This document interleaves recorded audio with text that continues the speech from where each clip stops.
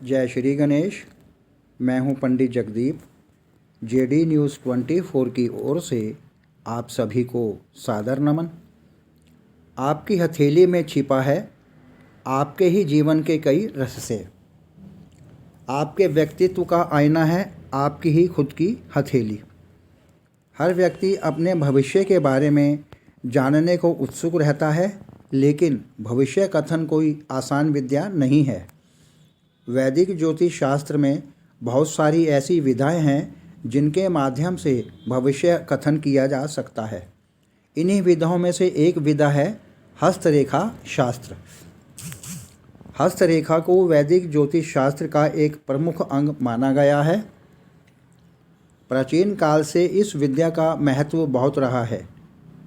ऐसा माना जाता है कि जो व्यक्ति इस विधा का ज्ञान प्राप्त कर लेता है वह किसी का भी हाथ देखकर उसके भविष्य में घटने वाली तमाम घटनाओं को जान सकता है। हस्तरेखा शास्त्र की दुनिया में सबसे बड़ा नाम हुआ है कीरो का। भारत में हस्तरेखा की सबसे अधिक ग्रंथ कीरो के ही मिलते हैं। कीरो ने वैज्ञानिक पद्धति से भविष्य की गणना करना आरंभ किया था, जो बहुत ही सटीक और उत्तम बैठती है, और वैदिक ज्योतिष शास्त्र के विद्वान भी कीरो को ही अपना आदर्श मानकर चलते हैं। हस्तरेखा विज्ञान में भेद माने जाते हैं, जहां हस्तरेखाओं से व्यक्ति के भूतकाल और भविष्य की घटनाओं का आकलन करने में सहायक होती है। वहीं हाथ एवं अंगुलियों की बनावट से व्यक्ति के स्वभाव, उनका कार्य क्षेत्र इत्यादि का आकलन करने में सहायक होती हैं।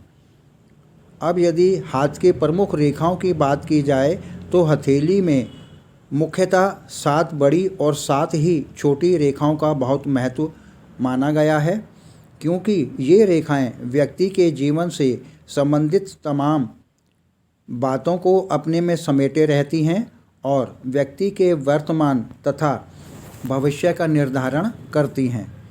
यह 7 रेखाएं व्यक्ति के जीवन के बारे में बहुत कुछ बता देती हैं। उदाहरण के तौर पर जीवन रेखा से किसी भी व्यक्ति का आयु का अनुमान लगाया जा सकता है, जबकि वहीं मस्तिष्क रेखा व्यक्ति की मनोदशा, उसकी विद्या, बुद्धि एवं जीवन में सफलता के आयाम इत्यादि का सूचक होती है। इसी प्रकार हृदय रेखा से व्यक्ति के स्वभाव, उसके वैवाहिक जीवन का आकलन और आपसी रिश्तों इत्यादि का आकलन होता है। और भविष्य रेखा स्वयं अपने नाम से ही अपना परिचय दे देती है। यदि आयु रेखा के बारे में कुछ कहा जाए तो इस शब्द से ही इस रेखा का अनुमान लगाया जा सकता है। जीवन रेखा हाथ के अंगूठे और तर्जनी उंगली के मध्य से आरंभ होकर हथेली के आधार तक जाती है।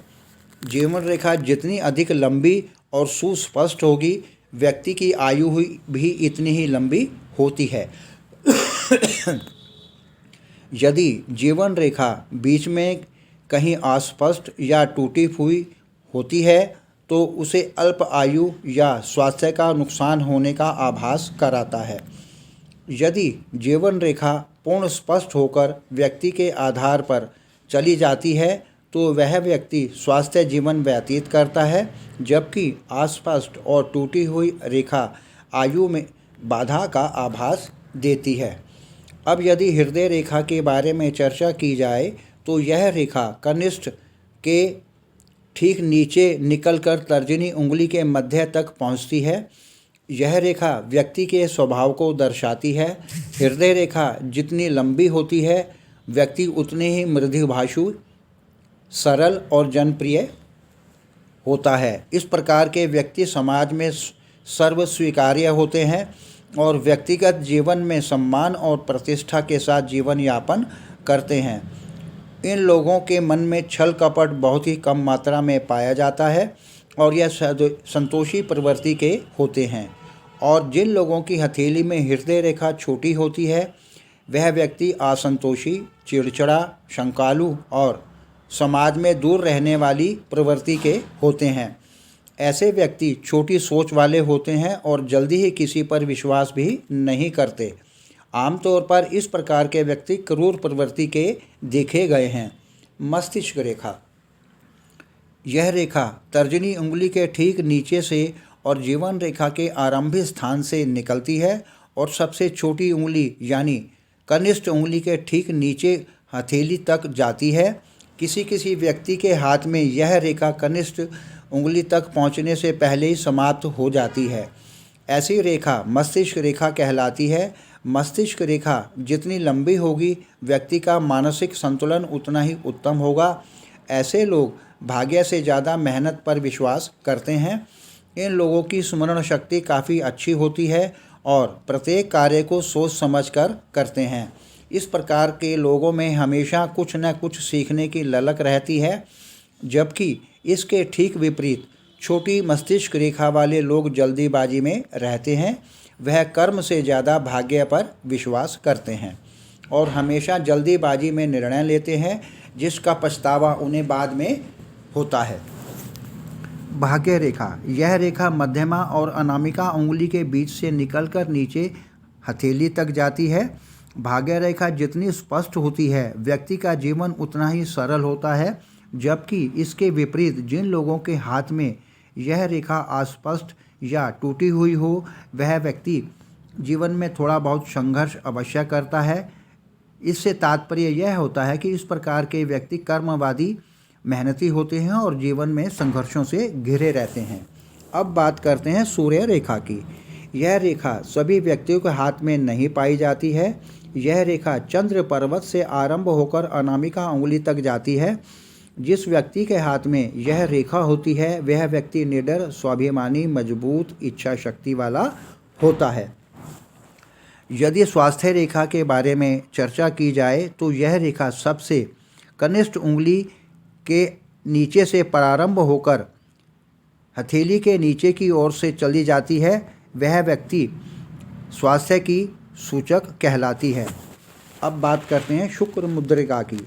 यह रेखा कनिष्ठ और अनामिका के मध्य से आरंभ होकर तर्जनी और अनामिका उंगली के मध्य तक चंद्राकार रूप में होती है।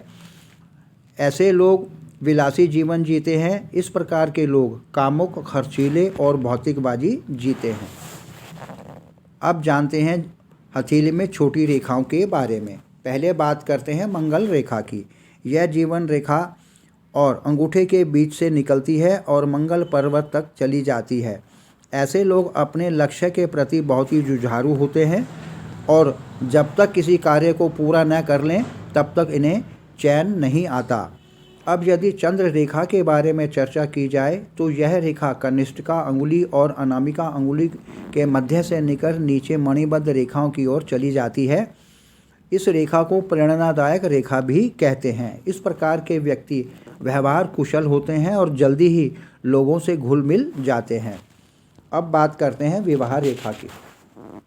कनिष्ठिका अंगुली के ठीक नीचे एक या दो छोटी छोटी रेखाएं पाई जाती हैं। यह हृदय रेखा के समानांतर चलती हैं। यही रेखा विवाह रेखा कहलाती है। इसे प्रणय रेखा के नाम से भी जाना जाता है। अब सबसे अंत में बात करते हैं निष्कृष्ट रेखा की। यह रेखा दुख देने वाली रेखा होती है, इसलिए इसे निष्कृष्ट रेखा कहा जाता है। यह चंद्र पर्वत की ओर से निकलती है और स्वास्थ्य रेखा के साथ चलती चलती हुई शुक्र पर्वत के क्षेत्र में प्रवेश कर जाती है। आगे प्रभु इच्छा आगामी वीडियो नए प्रसंग के संग ऑनलाइन परामर्श उपलब्ध आपकी